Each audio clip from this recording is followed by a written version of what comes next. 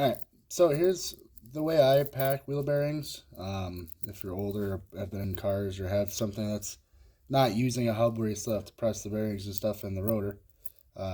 Here's a pretty easy way to do it if you don't have a bearing filler thingy. I don't know what the hell they're called, but kind of roll it against the bearing and it packs.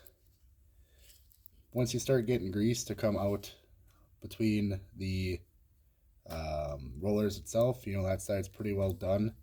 You just take and roll your hand, because the back of the bearing has an opening where you can see the actual back of the rollers. So you want to just keep pressing grease in this hole here. Well, this, I fucking call it a hole, I suppose.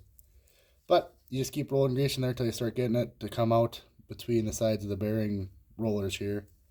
And you just keep working it in and working it in. You can kind of start to see it come up through the crack there. You just keep working the grease in, and it's filthy, I will not lie to you, but you just keep packing grease in there and packing grease, and eventually the rollers are filled. And just a better way to do it if you don't have a actual bearing packer. They're way too expensive, and if you're like me, you're not going to spend money on silly things or pay money for things that you don't know how to do, so you're just going to figure it out yourself and mess up a bunch of times. But that's just the way I do it, so if you want to use it, you can. If not, I really don't care less. But yeah, you just fill the bearings that way.